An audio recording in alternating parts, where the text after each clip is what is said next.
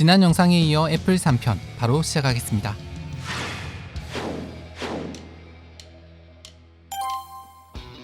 자신의 애장품들을 팔아 자본을 마련한 스티브와 워즈니악. 그들의 다음 스텝은 회사 이름을 정하는 일이었습니다. 기억되기 쉬우면서도 심플하고 또 의미도 있으면서 있어 보이는 회사명. 앞으로 시작될 사업의 첫 간판을 거는 일이니 어쩌면 가장 어려운 일이기도 했습니다. 두 사람은 회사 이름을 무엇으로 정할지 꽤 고심했다고 하는데요. 그렇게 회사 이름을 한참 고민하던 어느 날, 당시 채식을 하던 스티브는 자신이 먹을 사과나무에 가지치기를 하러 올 원팜이라는 오레건주에 있던 히피 공동체를 방문했습니다. 이곳에서 돌아오는 길에는 스티브를 마중 나온 워즈니악이 동승하게 되었는데, 사업자 등록을 할 때까지 얼마 남지 않은 시기여서 차 안에서도 한참 동안 회사 이름 짓기에 열띤 토론을 벌이고 있었죠. 매트릭스, 이그제큐텍과 같은 기술적인 느낌을 풍기는 신조어를 떠올려 보기도 하고, 퍼스널 컴퓨터스와 같은 평범한 이름도 떠올려 봤지만 두 사람의 마음에 딱 드는 이름은 없었습니다. 그런데 스티브가 뜬금없이 유레카를 외치듯 애플을 외치게 됩니다. 네, 그동안 애플은 왜 하필 애플인가에 대한 궁금증이 많으셨을 텐데, 사실 애플의 창업자인 스티브의 고백에 의하면 사업을 준비하던 시기가 마침 스티브가 과일만 먹는 식단을 지킬 때였고, 또 우연찮게 회사 이름을 정해야 할 때 사과 농장에서 돌아오는 길이라 단순히 애플을 떠올렸다고 합니다. 그렇게 세계적인 혁신 기업 애플의 이름은 사과 농장에서 돌아오는 길에 운명처럼 정해졌습니다. 만약 그날 스티브가 다녀갔던 농장이 사과가 아니라 바나나, 딸기, 포도, 수박 등등이었다면 애플은 어떻게 됐을까요? 어쨌거나 이 단순하고 엉뚱한 애플이란 사명은 재밌으면서도 생기가 넘쳤고, 또 누구나 쉽게 부를 수 있는 단어였기에 왠지 모르게 더 괜찮게 느껴졌다고 합니다. 무엇보다 그 당시 생소했던 컴퓨터라는 단어의 이질적이고 강한 느낌을 친숙하게 바꿔주어 더욱 두 사람 마음에 들었죠. 그렇게 1976년 4월 1일 세계적인 기업 애플의 전신인 애플 컴퓨터가 탄생하게 됩니다.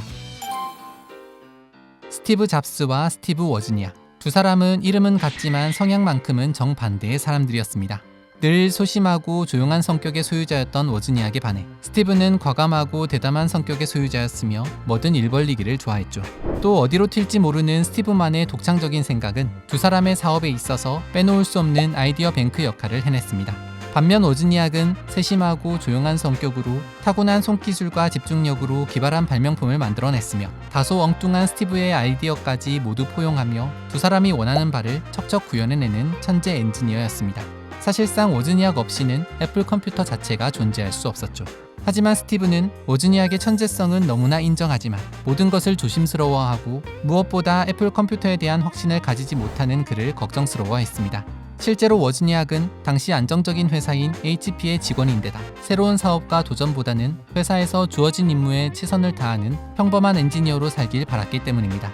어찌 보면 애플 컴퓨터 사업을 시작한 것도 반강제적으로 스티브가 워즈니악의 멱살을 잡고 끌고 온 부분도 없지 않아 있었기 때문에 워즈니악이 언제 손들고 나갈지 예측할 수 없는 부분이었습니다. 그래서 스티브에게 있어서 가장 위험한 변수는 아이러니하게도 워즈니악 그 자체였습니다. 만약 워즈니악과 내가 의견 충돌이 생긴다면, 성향도 목표도 다른 두 사람 사이에 문제가 생길 경우 홀로 해결할 자신이 없던 스티브는 자신과 워즈니악 사이에 중재자가 필요하다는 생각이 들었습니다. 더불어 현재 갈팡질팡하고 있는 워즈니악의 마음을 설득시켜줄 조력자가 필요했죠. 그래서 주변인을 탐색하던 스티브는 아타리에서 일하고 있던 중년의 엔지니어 론 웨인을 영입하게 됩니다. 론은 워즈니악과 스티브보다 나이가 많았고 슬롯머신 제조사를 운영한 경험도 있던 인물이었기 때문에 새로운 사업을 하면서 조언을 구하기에도 좋을 것 같았습니다. 실제로 론은 시시때때로 자주 부딪히는 스티브와 워즈니악을 보며 그만의 연륜으로 문제를 곧잘 해결해주곤 했습니다.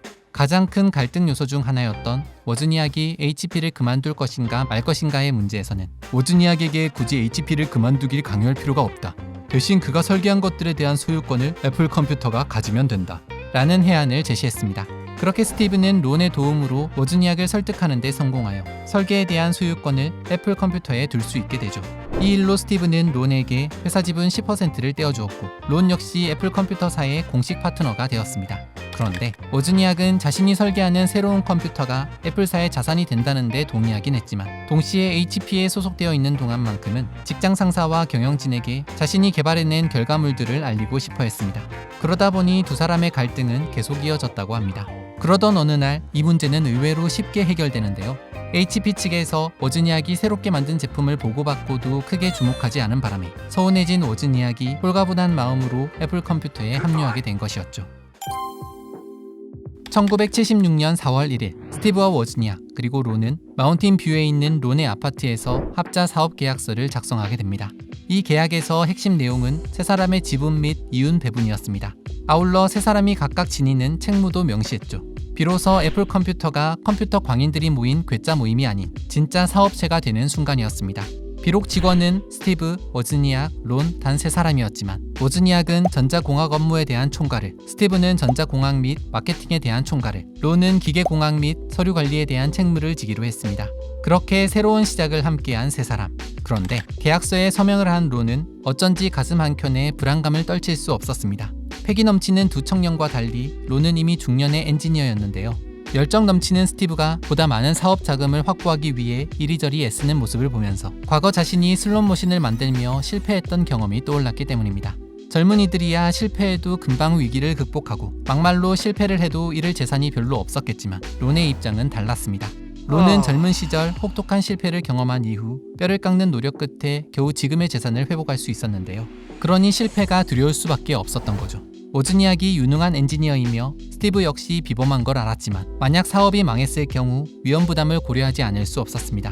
결국 론은 계약서에 서명한 지 단 11일 만에 파트너 사퇴서와 함께 모든 계약 당사자의 재평가에 기초하여 론 웨이는 하기와 같이 파트너의 자격을 갖지 아니하기로 한다며 최종적으로 애플 컴퓨터 사업에서 빠지게 됩니다. 그렇게 론은 회사 지분 10%를 포기하는 대신 $800를 받았고 추후에 $1,500를 추가로 받았습니다. 만약 그가 지금까지 가지고 있었다면 상상을 초월하는 가치가 되었겠지만 론은 당시의 선택을 후회하지 않는다고 말했다고 합니다. 론이 빠진 채 사업을 시작하게 된 두 사람은 워즈니악이 개발한 새로운 컴퓨터 패널의 가치를 테스트하기 위해 그들이 몸담고 있던 홈브류 컴퓨터 클럽에 가서 영업을 했습니다. 특히 스티브는 이때부터 화려한 언변을 자랑하며 저희가 만들 컴퓨터는 기존의 컴퓨터와는 완전히 다를 겁니다. 핵심 부품이 모두 이 작은 컴퓨터 안에 들어갈 거예요. 라며 자신 있는 목소리로 사람들을 현혹시켰습니다. 그러면서 이 컴퓨터를 얼마에 사겠습니까? 라고 당당하게 흥정하기도 했는데 마이크로 프로세서가 인텔 8080이 아니라 저가형을 썼다는 이유로 안타깝게도 별 관심을 받지 못했습니다. 이때 단 한 사람, 맨로파크의 카미노 레알 거리에서 바이트숍이라는 컴퓨터 가게를 운영하고 있는 폴 테럴이 유일하게 관심을 보였습니다. 그래서 스티브와 워즈니악은 폴에게 제품을 시연해 주게 되죠. 하지만 폴마저 두 사람에게 명함을 건네주며 그럼 다시 봅시다 라는 말만 남긴 채 그냥 가버리고 말았습니다. 다음날 스티브는 폴 테럴이 있는 바이트숍을 무작정 찾아가서 다시 적극적으로 영업을 했습니다. 그런데 스티브의 무대포 정신의 추진력으로 역사적인 첫 계약까지 따내는 데 성공하게 됩니다. 그것도 무려 50개의 컴퓨터를 주문한 것이었죠. 단 한 가지 조건이 있었는데요. 고객들이 직접 조립해야 하는 인쇄 회로 기판 대신 완전히 조립된 형태의 컴퓨터를 가져오시오. 만약 제대로 된 완제품을 가져온다면 한 대당 $500씩 쳐주리다. 폴이 아주 파격적인 제안을 해온 것이었죠. 가슴이 웅장해진 스티브는 그 길로 앞뒤 따지지 않고 워즈니악과 함께 이 계약을 성사시키기 위해 본격적으로 일을 시작했습니다. 그들의 베이스 캠프는 로스엘터스에 있는 스티브의 차고에 차렸습니다. 마침 차고의 진짜 주인이었던 스티브의 아버지가 중고자동차 고치는 일을 그만두었을 때라 두 사람은 차고를 자유롭게 사용할 수 있었다고 합니다. 이날 이후부터 스티브의 차고는 애플 컴퓨터사의 제작본부가 되었습니다.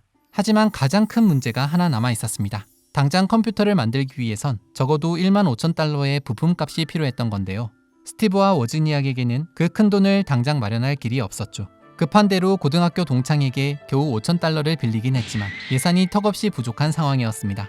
스티브는 대출까지 알아봤다고 합니다. 하지만 당시 아무것도 가진 것 없는 두 청년에게 $10,000의 거금을 대출해줄 은행은 그 어디에도 없었죠. 결국 스티브와 워즈니악은 외상으로 부품을 구해보기로 결정했는데 대부분의 부품 상점 주인들은 스티브의 이야기를 들어보기도 전에 퇴짜 놓기 바빴습니다. 그렇게 희망이 보이지 않던 찰나 크레이머 일렉트로닉스라는 가게 지배인이 $25,000의 주문을 받았어요. 라는 스티브의 호언장담에 확인이나 해보자는 심정으로 폴에게 전화를 하게 됩니다. 이때 폴로부터 정말 $25,000의 주문을 받은 사실을 확인하게 되자 지배인은 30일 내에 외상값을 지불한다는 조건으로 부품을 제공해주게 되죠. 부품까지 구했으니 이제 30일 안에 50대의 컴퓨터를 만들기만 하면 됐는데 말이 쉽지 하루에 거의 2대씩 제작을 해야 하는 상황이었습니다. 이 불가능해 보이는 미션을 성공하기 위해 스티브와 워즈니악은 지인을 총동원했습니다. 리드 대학 동기였던 데니엘 코키와 그의 옛 여자친구, 그리고 당시 임신 중이었던 스티브의 여동생 패티 잡스까지 스티브의 차고에 모여 스티브와 워즈니악의 지휘에 따라 본격적으로 애플 컴퓨터 생산을 시작했습니다.